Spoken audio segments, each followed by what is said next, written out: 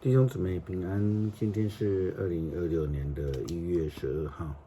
今天的经文是诗篇89篇第5节到37节，创世纪35章第1节到15节，使徒行传第10章44节到48节。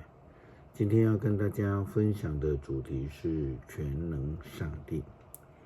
雅各因为欺骗了长子的名分这样得到之后呢，就逃往他舅舅拉班的家。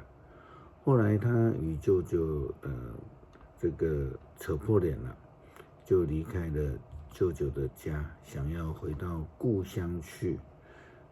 我们知道过去的20几年来，在外邦舅舅的家中所得到的奴仆奴婢多属于偶像崇拜的。因此当雅各重新回到故乡，回到上帝的道路的这个当中，他因为知道呢，上帝是信息又全能的上帝，所以就来舍去了这些偶像。创世纪35章第1节到15节，圣经的记载说，上帝对雅各说，你到伯特利去，住在那里，你要在那里为我建一座祭坛，我就是你逃避哥哥以扫的时候向你显现的上帝。于是雅各对他的家族和所有跟他同行的人说，要把你们带来的外族神像扔掉，要洁净自己，换上干净的衣服。我们要离开这里，往伯特利去，在那里为上帝建一座祭坛。我遭遇困难的时候，上帝帮助了我；我到处流浪的时候，他与我同在。于是他把所有的外族神像和所戴的耳环都交给了雅各。雅各把这些东西都埋在示剑的附近橡树底下。雅各和他的儿子们动身的时候，上帝使周围城镇的人非常的惊慌，不敢追击他们。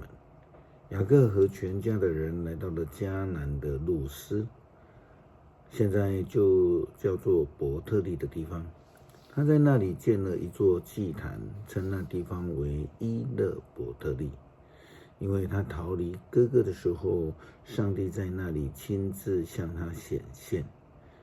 利百加的奶妈底波拉死了，葬在伯特利南边的橡树下，因此那棵树叫做哭泣的橡树。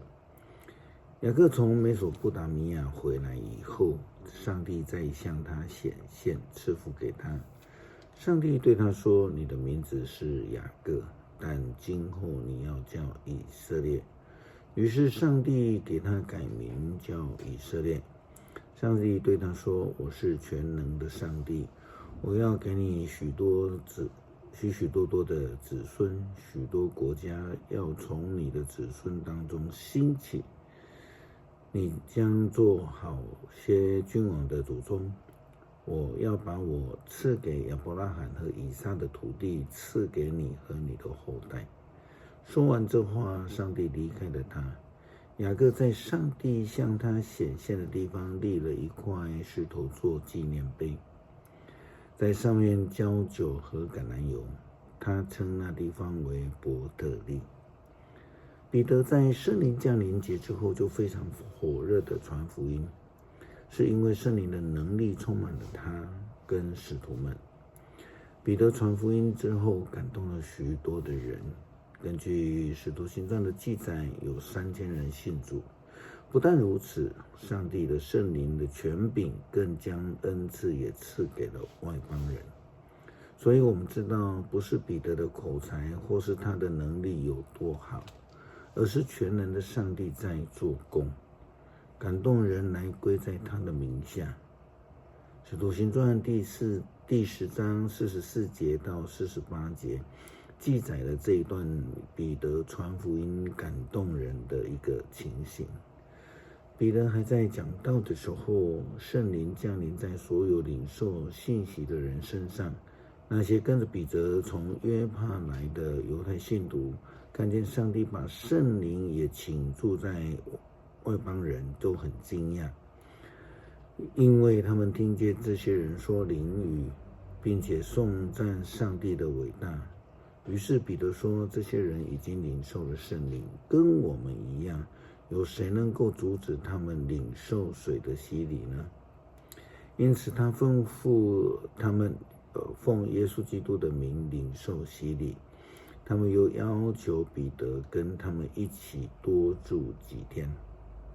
诗篇89篇第5节到37节，再请弟兄姐妹自己来研读。我们同心来祷告。感谢全能的主赐下圣灵的恩赐，使我们能够得以领受恩福，并且蒙恩受呼召，得差遣，要成为传福音的仆人传福音的同工。